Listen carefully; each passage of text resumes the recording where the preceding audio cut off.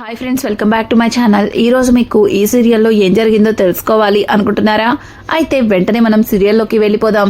ఇక చక్రి, కేశవ ఏకంగా శైలు వాళ్ళ ఇంట్లోకైతే వెళ్ళిపోతారు. ఒక్కసారిగా వాళ్ళిద్దరిని చూసిన శైలు వాళ్ళమ్మ, ఏ ఆగండ్రా, ఎవరు అలా నేరుగా లోపలికి వచ్చేస్తున్నారు? చూడండి, ఇలా వేరే వాళ్ళ ఇంట్లోకి వచ్చినప్పుడు తలుపు తట్టి రావాలని తెలీదా అంటూ ఇక శైలు తల్లి వాళ్ళిద్దరి మీద అరుస్తూ ఉండగా ఇక లోపల నుంచి శైలు వాళ్ళ నాన్న, అలాగే ఇక శైలు వాళ్ళ అన్నయ్య బయటికైతే వస్తారు. ఒక్కసారిగా వాళ్ళైతే అక్కడ ఉన్న కేశవని, చక్రిని చూసి షాక్ అయిపోతారు. ముఖ్యంగా శైలు అయితే, ఇదేంటి ఏకంగా వీడు ఇంటికే వచ్చేశాడు అంటూ ఇక సంతోషంగా కేశవ దగ్గరికి వెళ్తుంది. ఒక్కసారిగా అలా వెళ్లడం చూసిన వాళ్ళ నాన్న శైలు చెయ్యి పట్టుకుని, శైలు ఆగు అంటూ, ఏయ్ ఏంటి నేరుగా ఇంటికొచ్చేసావు? అంటే ఇంటికొచ్చి గొడవ చేయాలని చూస్తున్నారా అని అడగడంతో ఇక చక్రి, అయ్యో మేమెందుకు గొడవ చేస్తాం? చూడండి, మేం గొడవ చేయడానికి రాలేదు. గొడవ చేసే అలవాటు మాకస్సలు లేదు. ఇదిగో వీడే నిన్న ఇంటికొచ్చి నాన్న గొడవ చేశాడు. ఇలా ఇంటికొచ్చి గొడవ చేయకూడదని చెప్పడానికి వచ్చామంటూ ఇక చక్రి మాట్లాడుతుంటే ఒక్కసారిగా శైలు తండ్రి, ఏంటి వీడు ఇంటికొచ్చి గొడవ చేశాడా? రేయ్ ఎందుకురా వాళ్ళ ఇంటికెళ్ళావు అని అంటుంటే, చూడండి నాన్న, మీరు ఏం పట్టించుకోకపోతే మరి ఏం చేయాలి? ఇది వాడితో ఇష్టం వచ్చినట్టు చట్టపట్టాలేసుకుని తిరుగుతుంది. నలుగురు 4 రకాలుగా అనుకోకూడదని వీడికి వార్నింగ్ ఇవ్వాలని వెళ్ళాను. కానీ వీడక్కడ నాకు దొరకలేదు. ఇదిగో వీళ్ళందరూ కలిసి అక్కడి నుంచి నన్ను పంపించేశారు. రేయ్, నీ అంతటి నువ్వే వచ్చి సింహం బోన్లో తల పెట్టావు, నిన్నస్సలు వదిలిపెట్టను అంటూ ఇక శైలు అన్నయ్య అయితే కేశవాన్ని పట్టుకోవడానికి వెళ్ళబోతుంటే ఒక్కసారిగా కేశవ కూడా, రా నేను లేనప్పుడు వచ్చి ఏదేదో వాగేవంట కదా, అందుకే నీ ముందుకొచ్చాను. ఇప్పుడు వాగు, అప్పుడు చెప్తాను అంటూ ఇక కేశవ అయితే దగ్గరికి వెళ్ళి ఇక వాడి చొక్కా పట్టుకుంటాడు. ఒక్కసారిగా చక్రి అయితే, రే కేశవ, ఇక్కడికి మనం గొడవకి రాలేదురా. ఇలా గొడవ పడి వాళ్ళని రెచ్చగొట్టడం దానికి. చూడండి, ఒకరికొకరు ఇష్టపడుతున్నారు, ప్రేమించుకుంటున్నారు. మరి వాళ్ళిద్దరికీ పెళ్లి చేయాలి గాని ఇలా గొడవలు పడి విడదీస్తానంటారేంటి? మీరు కూడా అచ్చం మా మామలాగే ఆలోచిస్తున్నారు. చూడండి, ఇదంతా కాదు, వాళ్ళిద్దరూ ఇష్టపడ్డారు కాబట్టి పెళ్లి చేసేయండి అంటూ ఇక చక్రి అయితే వాళ్ళ ఇంట్లో ఉన్న వాళ్ళ అమ్మా నాన్నతో చెప్తుంటే అక్కడే ఉన్న శైలు కూడా, అవును నాన్న, నాకు కేశవ అంటే ఇష్టం. కేశవ లేకపోతే నేను బ్రతకలేను. చూడండి, కేశవని తప్ప మరెవ్వరిని పెళ్లి చేసుకోను. కేశవకిచ్చి నాకు పెళ్లి చేసేయండి అని అంటుంటే ఒక్కసారిగా ఇక శైలు తల్లి, నోరు మూసుకుని లోపలికి వెళ్ళు, ఎక్కువ ఓగేవంటే తోలు తీస్తాను, వెళ్తావా లేదా అంటూ ఇక అక్కడే ఉన్న వాళ్ళమ్మ శైలుని బలవంతంగా లోపలికి పంపిస్తుంది. ఇక శైలు అయితే, చూడండి, మీరెన్ని చెప్పినా ఎన్ని చేసినా నేను మాత్రం కేశవుని తప్ప మరెవ్వరిని పెళ్లి చేసుకోను అంటూ అక్కడి నుంచి ఇక వెళ్ళిపోతుంది. ఒక్కసారిగా తన మాటలు విన్న చక్రి, రేయ్, తను నిన్ను ప్రేమిస్తుంది, అక్కడ స్ట్రాంగ్గా ఉంది కాబట్టి ఇక నీ లవ్వు ఏది కాదు, చక్కగా ట్రాక్ మీదే ఉంది.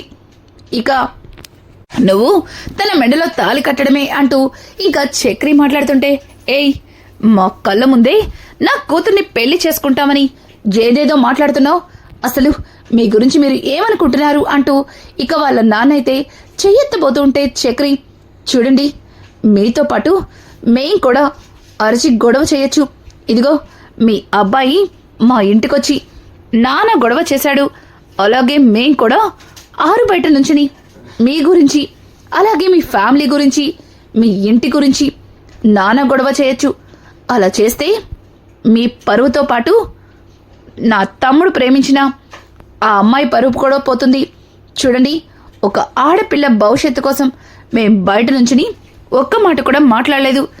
మీరు కూడా అరిచి మీ పరువు తీసుకోకండి అంటూ ఇక చక్రి అయితే వాళ్ళకి వార్నింగ్ ఇచ్చి వెళ్తూ వెళ్తూ, చూడండి మీరెంత గొడవ చేసినా మా ఓడు మాత్రం మీ అమ్మాయిని పెళ్లి చేసుకునే తీరుతాడు అంటూ ఇక చక్రి అయితే వాళ్ళతో చెబుతూ బలవంతంగా అక్కడి నుంచి కేశవని బయటికి తీసుకొస్తాడు.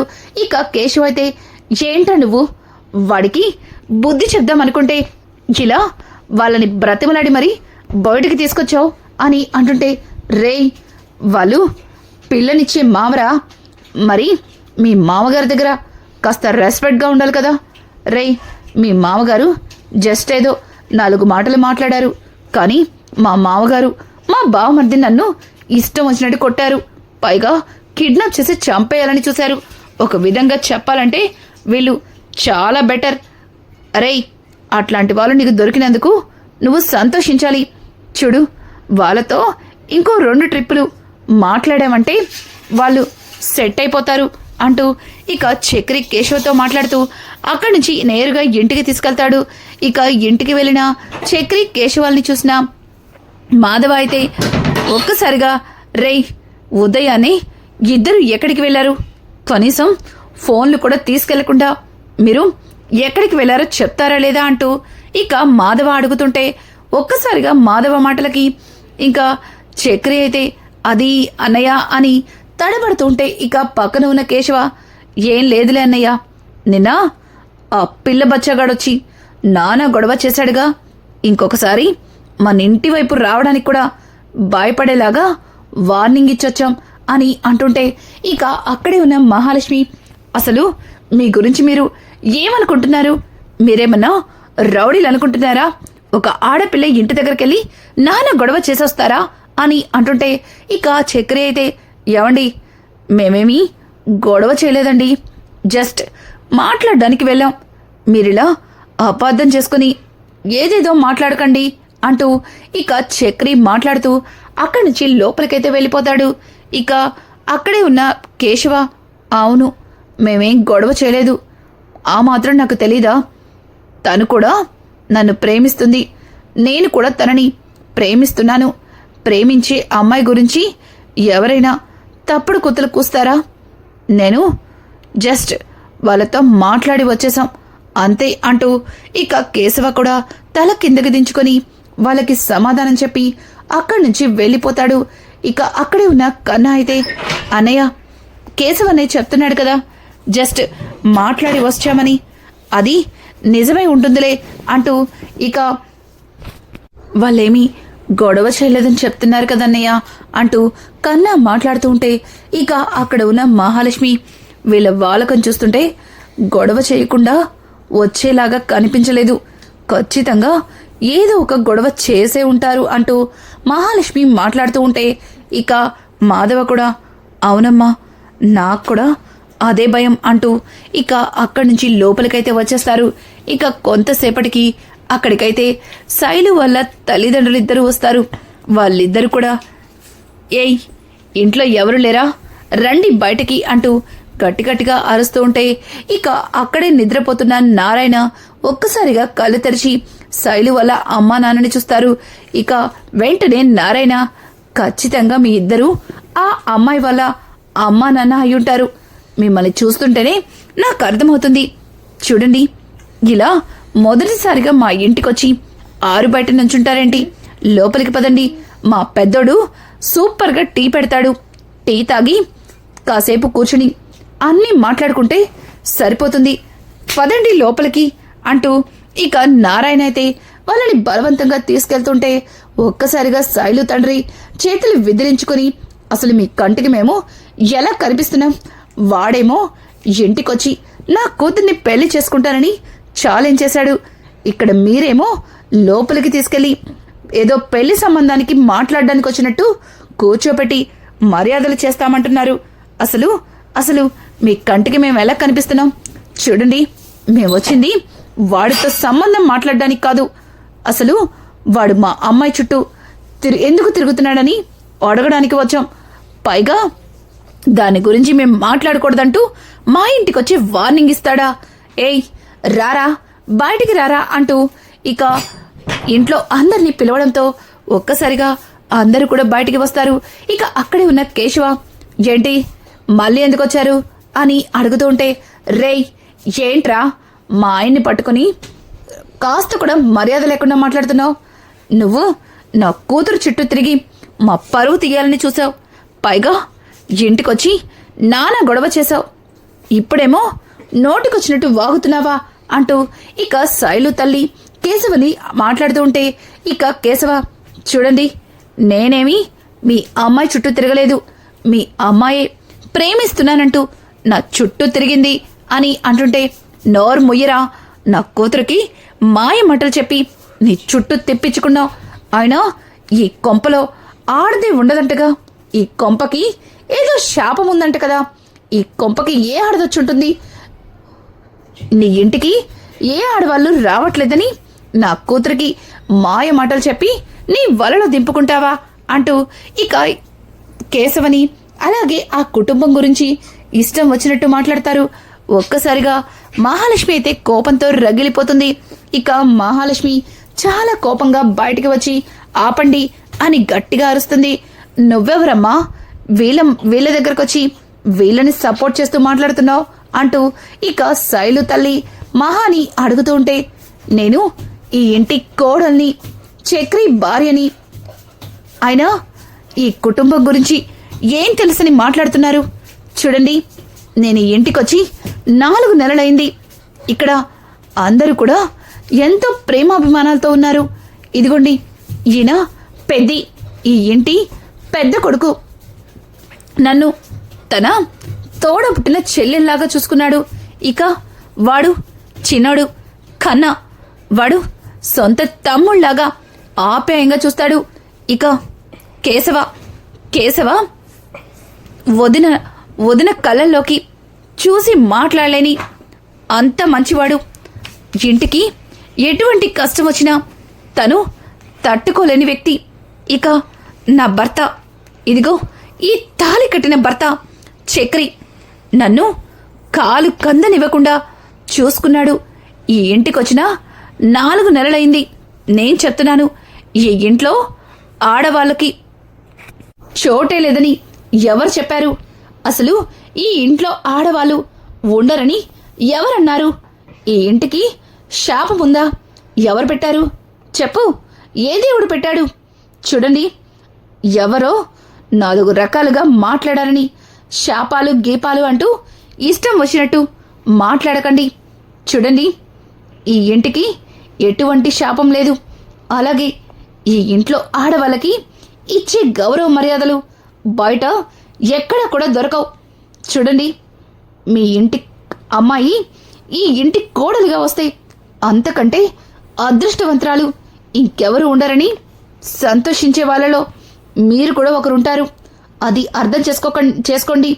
ఇంకొకసారి ఈ ఇంటి గురించి, ఈ కుటుంబం గురించి ఇష్టం వచ్చినట్టు మాట్లాడితే అది చూస్తూ ఊరుకునేది లేదు. ఈ ఇంటి కోడలిగా చెప్తున్నాను, ఈ బృందావనానికి కోడలిగా మాట్లాడుతున్నాను. ఇంకొకసారి నా ఇంటి గురించి, నా కుటుంబం గురించి ఏమైనా మాట్లాడితే మాత్రం ఊరుకునేది లేదు అంటూ ఇక మహా అయితే చాలా గట్టి వార్నింగ్ ఇస్తుంది. ఈ మాటలని విన్న చక్రి అయితే తెగ సంబరపడిపోతూ గాల్లో తేలిపోతుంటాడు. ఎందుకంటే అంతవరకు కూడా చక్రితో విడిపోవాలి అనుకున్న మహాలక్ష్మి మొదటిసారిగా తనని భర్తగా, అలాగే బృందావనానికి కోడలిగా తన నోరుతోనే చెప్పడం విని ఇక చక్రి గాల్లో తేలిపోతాడు. ఇంకా ఇదంతా ఇలా ఉండగా వాళ్ళైతే మహాలక్ష్మి మాటలకి అక్కడి నుంచి వెళ్ళిపోతారు. ఇంకా మహా మాటలకైతే అక్కడ ఉన్న నారాయణ, మా అమ్మ ఈరోజు అద్దరు కొట్టేసింది. ఇంకెప్పుడు ఈ ఇంటి వైపు ఎవ్వరు కూడా తప్పుడు కూతలు కోయరు. ఇక ఈ ఇంటి గురించి మాట్లాడాలన్నా భయపడతారు అంటూ ఇక మహాలక్ష్మి గురించి గొప్పగా మాట్లాడుతూ తనైతే అక్కడి నుంచి సంతోషంగా వెళ్తూ రే చక్రి, ఈ ఇంటికి మహాలక్ష్మిని తెచ్చావనుకున్నాను, కానీ ఈ ఇంటిని ఏలే మహారాణిని తెచ్చావని అనుకోలేదురా. నాకిప్పుడు చాలా సంతోషంగా ఉంది అంటూ ఇక నారాయణ మాట్లాడుతూ అక్కడి నుంచి వెళ్ళిపోతాడు. ఇక మహాలక్ష్మి లోపలికి వెళ్ళిన తర్వాత చక్రి అయితే అక్కడ ఉన్న మాధవ అలాగే కేశవ కన్నాల్ని గట్టిగా హత్తుకొని వాళ్ళని కిస్ చేస్తూ, అన్నయ్య నాకు ఈరోజు చాలా సంతోషంగా ఉంది. నిజంగా నిజంగా తన నోటి నుంచి నన్ను తన భర్తగా చెప్పడం నాకు నిజంగా చాలా అంటే చాలా హ్యాపీగా ఉంది అంటూ ఇక చక్రి అయితే సరే పద అంటూ ఇక ముగ్గురు కూడా లోపలికి వెళ్తారు. ఇక మహాలక్ష్మి అయితే మాధవ దగ్గరకు వచ్చి పెద్ది మీ గురించి మీ కుటుంబం గురించి అలా మాట్లాడుతుంటే విని తట్టుకోలేకపోయాను, అందుకే వాళ్ళ ముందు అలా మాట్లాడాను అంటూ ఇక మహాలక్ష్మి అయితే మాధవతో చెప్పడంతో మాధవ కూడా చాలా సంతోషిస్తాడు.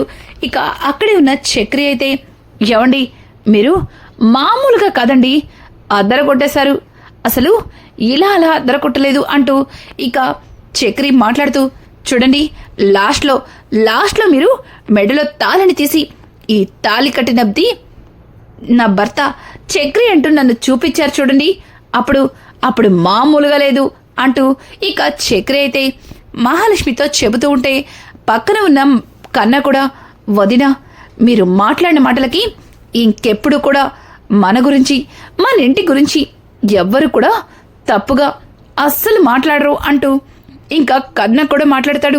కొంతసేపటి తర్వాత మహాలక్ష్మి అందరి ముందు తన మెడలో తాళని తీస్తూ ఉంటే ఒక్కసారిగా చక్రి ఏవండి ఏమైందండి మెడలో తాళెందుకు తీస్తున్నారండి అని అంటుంటే ఇక మహా అయితే మెడలో తాళిని తీసి చక్రి చేతిలో పెట్టి చూడండి ఈ తాళి మెడలో ఉందంటే మీరు నిజంగానే నన్ను భారీగా అనుకుని మరొకసారి మందు తాగి నా గదిలోకి రాకుండా అయితే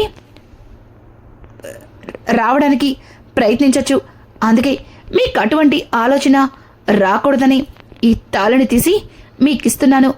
అయినా మనిద్దరిది నిజమైన పెళ్లి కాదు కదా, కేవలం శైలు వాళ్ళ అమ్మ నాన్నతో మీరు మీ కుటుంబం గురించి వాళ్ళు మాట్లాడే మాటల కోసం అలా అన్నాను అంతే, మీరు అనవసరంగా అపార్థం చేసుకోకండి అంటూ ఇక మహా అయితే తన మెడలో తాళిని చక్రి చేతిలో పెట్టి అక్కడి నుంచి లోపలికి వెళ్ళిపోతుంది. ఒక్కసారిగా ఇక అక్కడే ఉన్న కేశవ రేయ్ మీరు నిజంగా ఉన్న చోటు ఉండవురా, ఇంతవరకు తనకి లేని ఆలోచనని కలిగించావు, ఇప్పుడు మెడలో తాళి తీసి ఇచ్చేసింది అంటుంటే ఇక చక్రి మాత్రం ఆ తాళిని చూస్తూ ఎగిరి గంతులేస్తూ లేదు నాకిప్పుడు ఈ తాళిని నాకు ఇచ్చినందుకు కొంచెం కూడా బాధ లేదు, ఎందుకంటే తను నా నుంచి విడిపోవడానికి లాయర్ దగ్గరికి వెళ్ళింది, కానీ ఈరోజు అందరి ముందు నేను తన భర్తనని పైగా తన ఇంటి కోడలని చెప్పింది, ఖచ్చితంగా తన మనసు మారుతుంది, అప్పుడు తనంతట తానుగాని ఈ తాళిని అడిగి తన మెడలో వేసుకుంటుంది అంటూ ఇక చక్రి ఆ తాళిని తీసుకుని అక్కడి నుంచి లోపలికైతే వెళ్ళిపోతాడు. రానున్న ఎపిసోడ్స్ అయితే మరింత ఇంట్రెస్టింగ్ గా మారబోతున్నాయి. ఇక చక్రి మహా మనసులో ఎట్లా స్థానం సంపాదించుకోబోతున్నాడో తెలుసుకోవాలి అనుకుంటే మా ఛానల్ని సబ్స్క్రైబ్ చేసుకోవడం మాత్రం మర్చిపోకండి. Thanks for watching. Hi friends.